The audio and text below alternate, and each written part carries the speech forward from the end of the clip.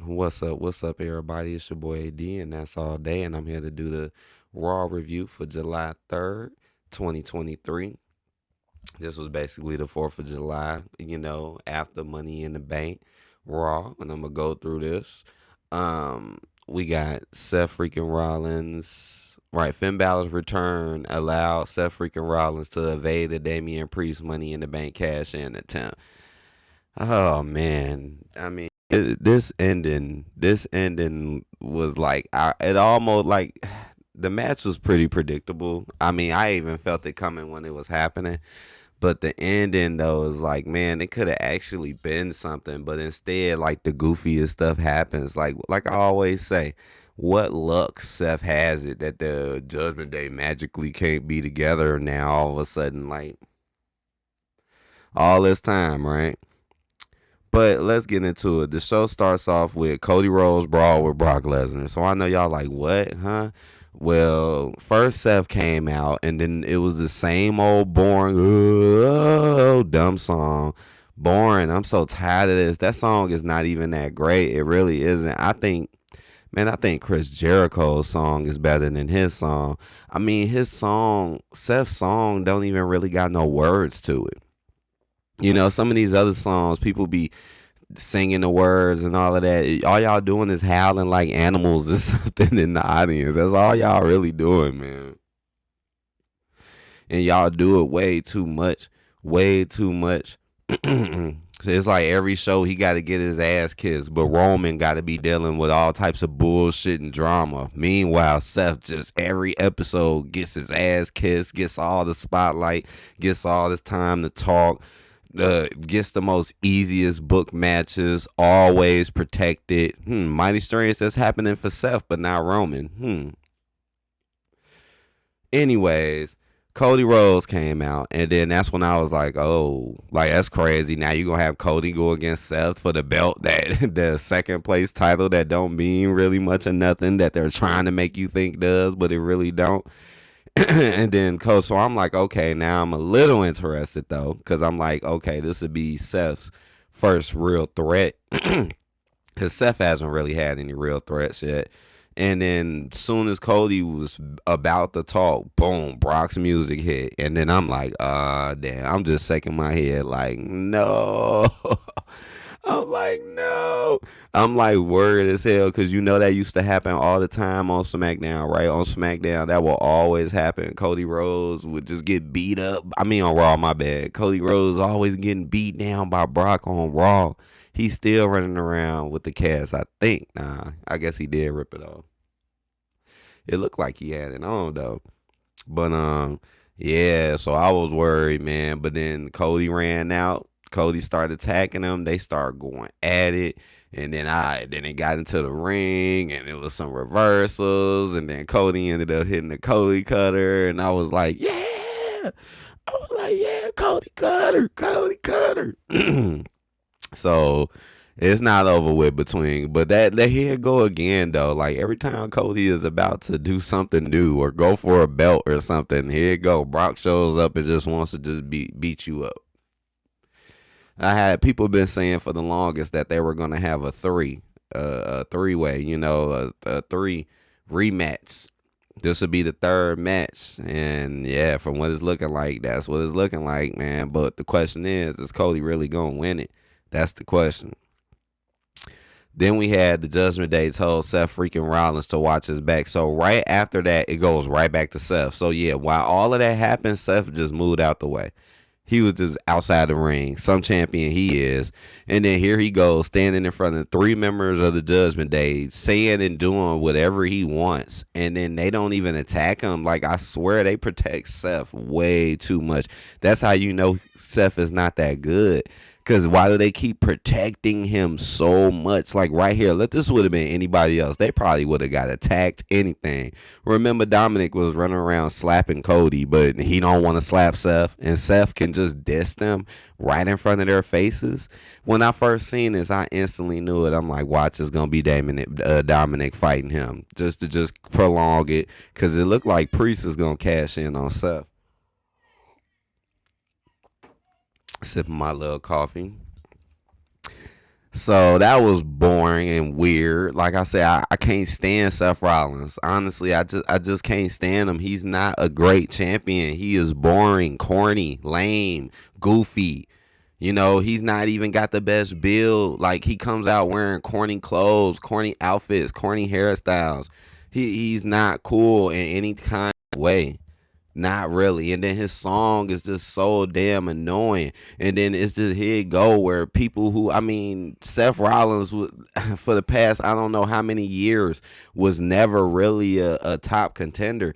Like yeah, he might have some top matches here and there, but he would always lose them. Seth wasn't really a winner like that, but now magically he's so called the best and he's this and then he down talks Roman earlier in the show. I mean, that's proof that Triple H wants to bury Roman while building Seth. I mean, it's pretty obvious. And make you believe Seth is better when he's clearly not better than a Roman. No, he's not. And I don't care what anybody says, man. This dude's matches be boring as hell.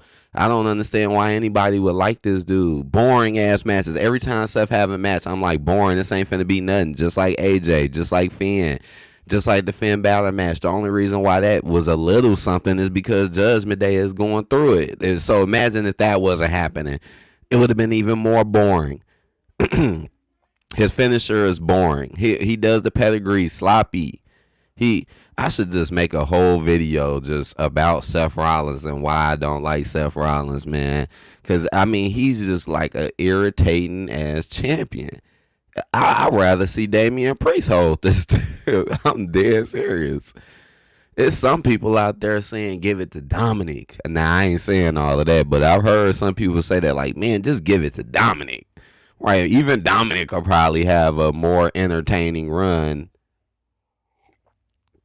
Mainly for the entertainment value. Then we had Damian Priest go against Shinsuke right afterwards, and not nothing really, to be too concerned about. Like, obviously, it's just a bill match for Damian. Nothing really big. Shayna Baszler got the better of Ronda Rousey. So finally, we come to why Shayna turned on Rhonda. And honestly, this reminded me a lot of the Trish thing. I felt like it was just kind of forced and over exaggerated. It's kind of like almost the same stuff. You just came in. This is what Shayna's saying. You just came in and you didn't have to work and you just came in and got to do what you want and be considered the baddest. But I'm going to show you who's the baddest. I'm the baddest and I'm the one who can actually take you out. Let me sip that coffee, man. So that's basically what it was. I mean, Rhonda, honestly, the way Rhonda acts, she act like she just didn't understand why and didn't know why. And I bet you a lot of people was thinking that. So Rhonda is going to actually be the face in this whole heat. And this probably will be the end of Rhonda for a while because it's going to be Rhonda versus Shayna probably at SummerSlam. And this might be the end for Rhonda. Rhonda been around for a while. Maybe she finna move on and do other stuff. So they might have Shayna go over her. Boom. Okay, now this is a lot to read because this next match was just such a hot mess and doesn't make any sense and it's extremely boring. But let me get into it. Chelsea Green and Sonya DeVille won the women's tag team titles #1 contender gauntlet match. So they had a gauntlet match between 4 teams and it was all over the place. But but the crazy part is you literally let Chelsea and Sonya win? Huh? Like here it go where stuff just don't make no sense. Chelsea and Sonya are jobbers. They lose like all the time. So you telling me they can beat all of these? Look at some of these teams. Chelsea Green and Sonya Deville defeat Candice LeRae and Indy Hartwell. So Indy Hartwell is finally here with Candice, and they just jobbed out. Then Candice Green and Sonya Deville also defeated Nikki Cross and Emma. So now Emma and Nikki are like still on top. I forgot about Emma, man. A lot of y'all, I'm starting to forget about. So what is it? So like all the women's tag teams are on Raw while all the men's tag teams are on SmackDown. That's what it is. You can't like do both. And a lot of these tag teams are not really tag teams. You just throwing them together. They're not real tag teams. The only real tag team that was in it is Caden Carter and Katana Chance. They're a real tag team, but you just jobbed them out too, even though they seem like they're the best out of all of them. But no, they can't win nothing either. Right, you got Dana Brooke coming back with Tegan Knox. They lost. And then Caden Carter and Katana Chance lost to Sonya. And that's so weird. Like, it's like nothing is improving. We're literally right back to Liv Morgan and Raquel, a team that was already boring as hell that nobody cared about. I'd rather Rhonda and Shayna have it. But nah, you just messed that up. What in the world? And then how the world does Sonya and Chelsea win? Chelsea actually winning and doing moves. Remember, Chelsea was always never act like she wanted to fight. Now she's winning and doing stuff with Sonya. Nah, man, this is so boring, and nobody cares. Nobody cares about Chelsea and them going against Liv and them. And didn't y'all do this like months ago? Y'all couldn't get none of these other teams that we see right here. So none of them, huh? Just the same ones. All right. Yeah, I'm not even gonna read all of that because it was a hot mess, man. The mess was a hot mess. Trish Stratus and Zoe Stark rebuffed Becky Lynch, so yeah, that beef is still going on. Becky came out, their beef continues. I guess it's not over yet. Trish says she isn't ready, so now she got to fight Zoe, which I figured. Like, soon as it happened, I instantly thought it. Like, yep, Zoe's gonna fight Becky. I mean, I guess Becky is going to have to win because eventually it's going to have to be Becky versus Trish. So that's next week. Let me go through some of these promos. Let me see. Matt Riddle thanks Drew McIntyre for helping him. Yeah, remember at Money in the Bank, Drew came out to help him from Imperium. Boring, though. Drew comes back and he just with Matt Riddle, a guy who obviously y'all don't care about. And now you put Drew with him. Come on. This reminds me of Randy Orton a little bit. You know, somebody who's like nowhere near like Matt Riddle, and then you're trying to put them on a team against Imperium. Boring as hell. The Miz says he will give Tommaso Ciampa the A-list beating he deserves. Now that I find interesting because I want something to go with the Miz, man. The Miz needs retribution, but you know what's going to more than likely happen. He's gonna lose against Ciampa. That's why they let Miz get the upper hand at one. Just that was just his little moment to shine. But at the end of the day, he's probably gonna lose, which is sad. What? Miss Money in the Bank, EO Scott confronts Real Ripley. Yeah, after Rhea's match, which I haven't gotten to yet. That happened. EO basically was like, I'm coming for you. I don't know. I don't know what, but I guess so. I guess. Because there's a lot of stuff going on right now with Oscar, Charlotte, and Bianca. So then we had Alpha Academy and Maxine Dupree defeat the Viking Raiders and Valhalla. So it was a 3-on-3 with women involved. Maxine was actually fighting in this one. She actually tried to do the worm, Otis's worm, and she failed horribly, man. Horribly. She could not do that worm. She need more practice. But Alpha Academy win, which is kind of surprising because it's like I guess the Viking Raiders are like done and over with. Ricochet demands Logan Paul appear next week in a face to face. See, here it go, man. Now I should make the truth about that. The truth about the Logan Paul Ricochet beef. I need to make a truth about that because I could totally see what y'all are trying to do with their storyline. You're trying to make people think Logan is better than Ricochet, which he's not. And if anybody be like, oh, he's better than him, no, the hell he not. Logan cannot even do what Ricochet be doing. Like, Ricochet be doing shit that nobody else on the roster, I swear, I seen do. But y'all say Logan is better? Come on, but he got to constantly work with Ricochet to so-called be better.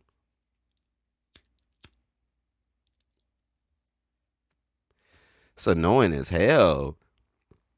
It's like, here it go, where Logan really ain't as good as what he is. Because why do he got to keep acting like it's something between him and Ricochet? See, it's a comparison instead of him just coming out and doing it. Just like what they did in that one pay-per-view. Oh, look what Logan did. But Ricochet be doing sick-ass shit all the time. He doing it all the fucking time, though.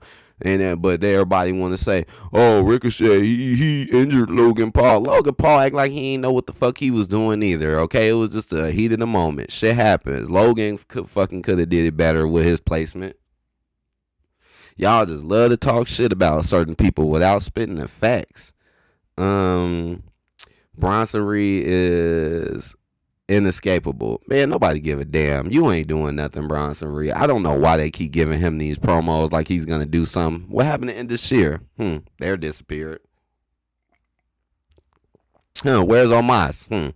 I need to make another video explaining how every black person that you have on the roster does not have nothing going on good.